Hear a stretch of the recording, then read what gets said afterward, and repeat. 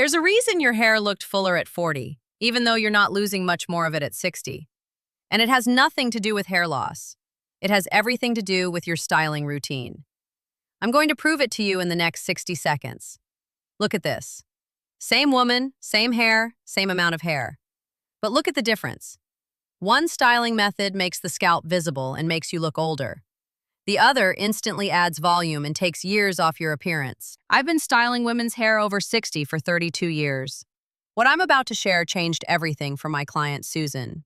She thought she was going bald until I showed her these 5 devastating mistakes she was making every single morning. Here's what's really happening. Your hair isn't necessarily getting thinner. It's being styled in a way that exposes the scalp, flattens the roots, and destroys whatever volume you have left. I see these 5 mistakes in almost every woman who sits down in my chair. Today, I'm going to show you every single one with real demonstrations and explain exactly what you should not do, as well as the simple solutions that will make your hair look twice as full. But there is something important. Mistake number 5 is the crucial change that makes everything else work. If you miss it, nothing else will give you the results you're looking for. So do me a favor right now. Hit the subscribe button and turn on notifications so you don't miss these hair-saving tips. Let's get started. Mistake number 1. I'm warning you. You probably did this within the first 5 minutes of waking up this morning. Rule 1. Stop parting your hair in the same place every single day. This is the biggest culprit, and as simple as it is just as destructive. When you part your hair in the exact same spot day after day, year after year, you train that area of the scalp to remain permanently exposed. The hair on both sides learns to fall away from that line, creating an ever-widening separation. With fine hair after 60, this creates a visible strip of scalp that makes the thinning look 10 times worse than it actually is. Your part becomes a trench rather than a line. The solution: change the position of your part every few days. Shift it just 1 centimeter to the side. This allows the hair to lift from the root rather than lying flat, and gives volume exactly where you need it most. Rule 2. Never brush your hair straight back from your face. I see this all the time, and it makes you look so much older. When you brush fine hair back, whether for a ponytail, a bun, or simply as it is, you pull it tight against the scalp and expose the hairline.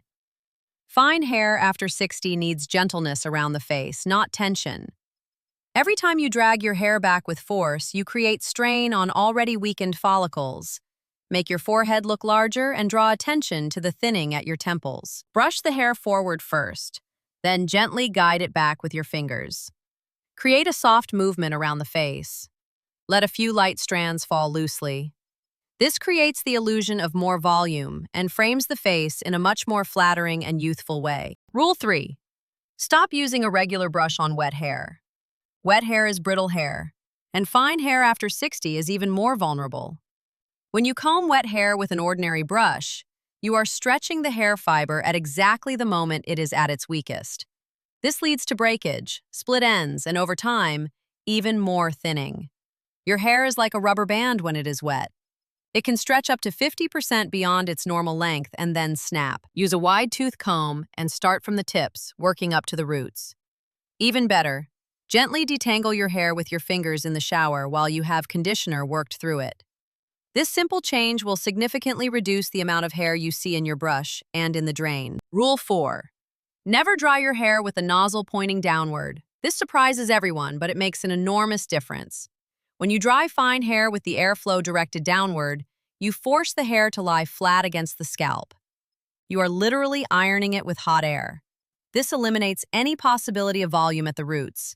Instead, bend your head down and dry the roots first, directing the airflow upward and away from the scalp. Or divide the hair into sections and lift each section while drying underneath it.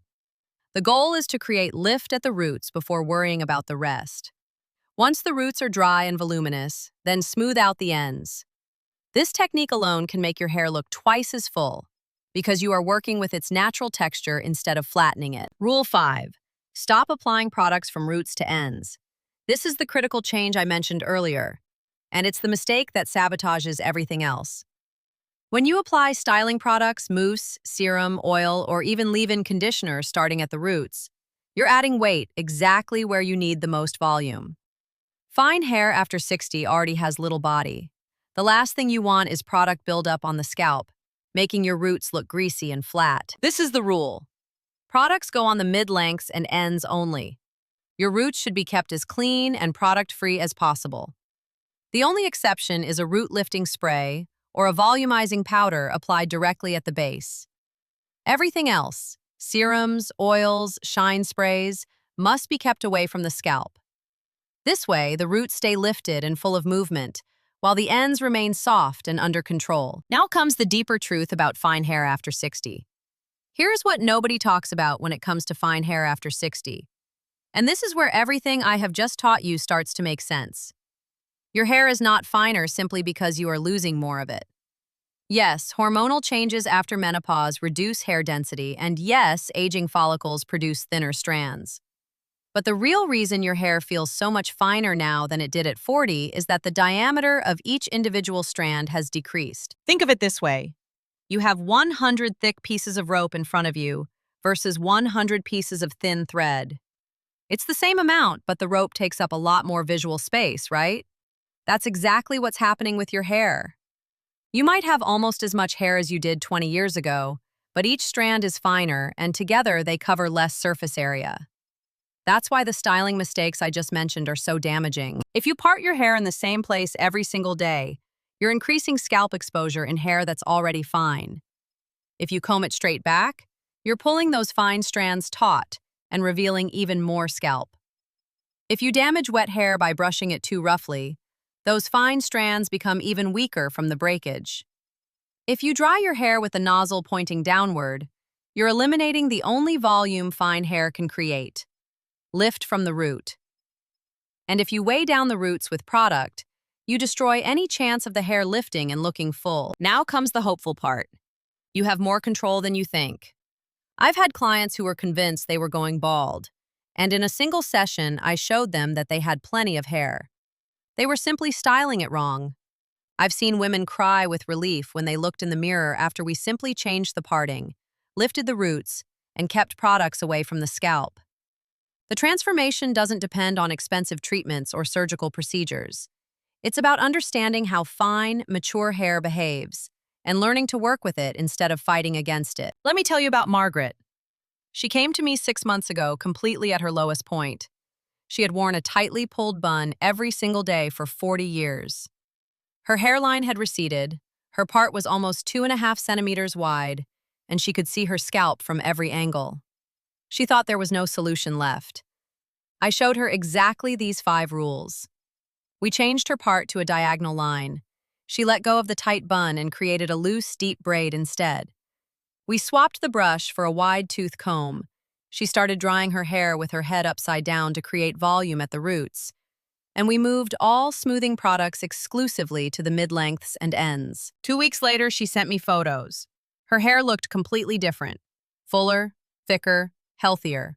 The same hair, the same head, a completely different approach. She told me that in those 2 weeks, she had received more compliments about her hair than in the previous 10 years combined. That is the power of these 5 rules. But there is something you need to understand. These rules only work when you are consistent. You cannot move the part once and expect permanent volume. You cannot dry your hair upside down once and think the change is forever. These are daily habits that produce cumulative results. Your hair has been trained for decades to behave in a certain way. Now you are retraining it. Give it time. Give it consistency. And above all, be patient with yourself during the transition. These 5 rules will change how your fine hair looks, feels, and behaves. They are simple, free, and work with your hair's natural properties instead of fighting against them. If this helped you, do these 3 quick things. Give this video a thumbs up so more women can find it. Subscribe to the channel and turn on notifications for weekly tips for women over 60. And leave a comment below. Which rule will you try first? If it was useful to you, share it with a friend. We'll see you in the next video. And remember, sometimes it's not your hair that's the problem, it's your styling routine. Now you know what to change.